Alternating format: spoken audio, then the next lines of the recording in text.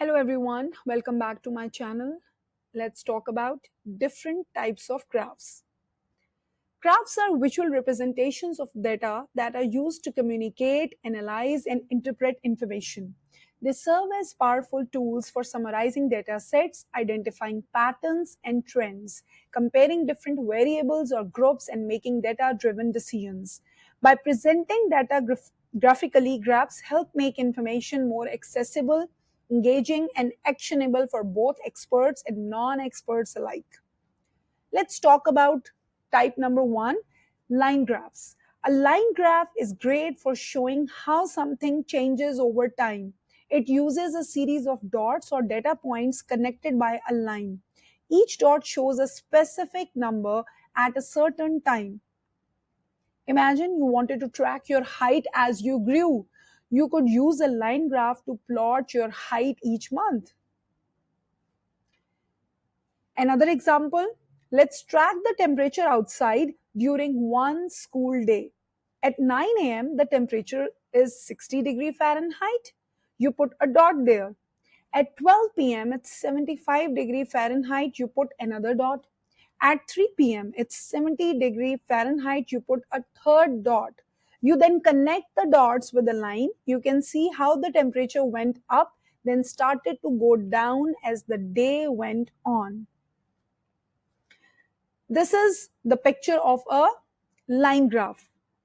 On one axis, you have certain items, and on the y axis, you have some numbers. You will note down the readings, you will put the dots, and then you will connect the line. And see, you can see where the graph was increasing and where it was showing a decline. Side by side bar graph. A bar graph uses long skinny boxes called bars to show data.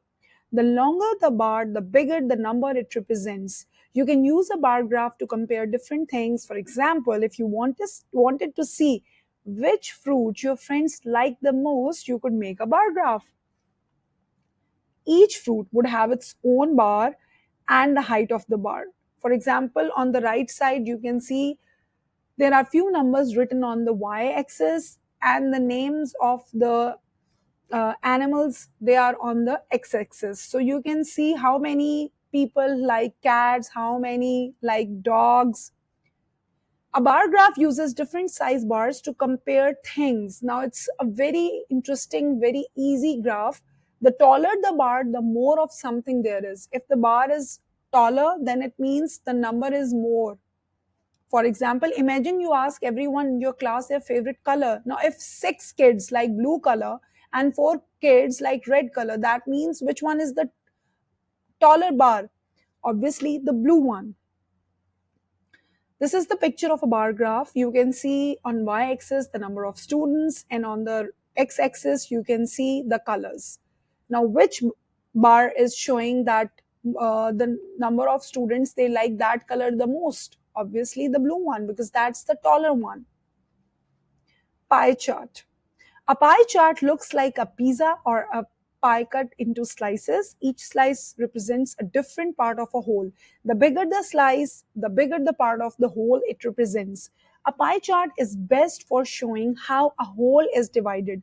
For example, if you wanted to show what you do with your time in a day, you could use a pie chart.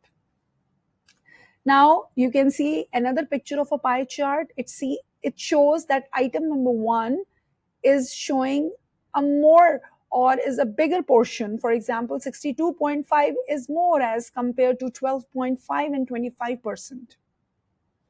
Histogram. A histogram looks like a bar graph, but the bars are always touching.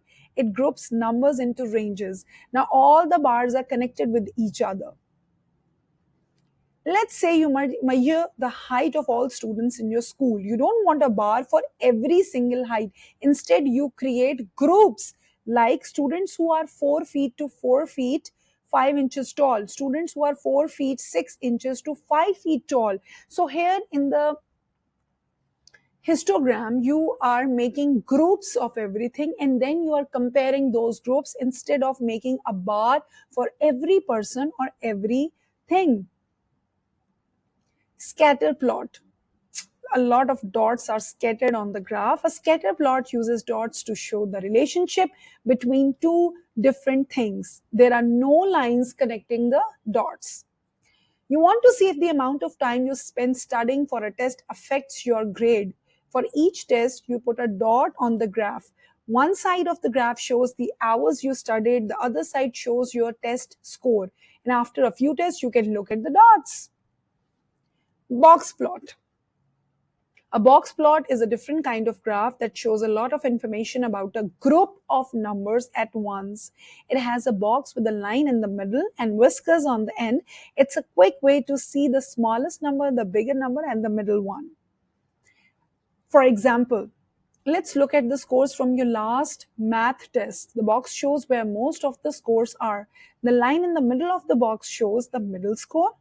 Half of the class scored higher and half scored lower. The whiskers show the very lowest and very highest scores. It's a good tool for comparing the spread of data. For instance, you could use a box plot to compare the test scores of your class with an other class. Pictograph. In pictograph, the word pictograph clearly tells you pic means the picture, the image. A pictograph is like a bar graph, but instead of bars, it uses pictures or symbols to represent data. For example, if you were counting how many students walk to school, you could draw a little stick figure for every student. This makes it a very visual and fun way to read the data. For example, let's say you want to show how many pizzas were sold at a school fair. You decide that one picture of a pizza slice means 5 pizzas were sold. If you sold 20 pizzas on Friday, you would draw 4 pizza slices. If you sold 10 pizzas on Saturday, you would draw 2 pizza slices. Thank you for watching. I hope it was a helpful session. Please click on the like button and subscribe to my channel. Take care. Bye bye.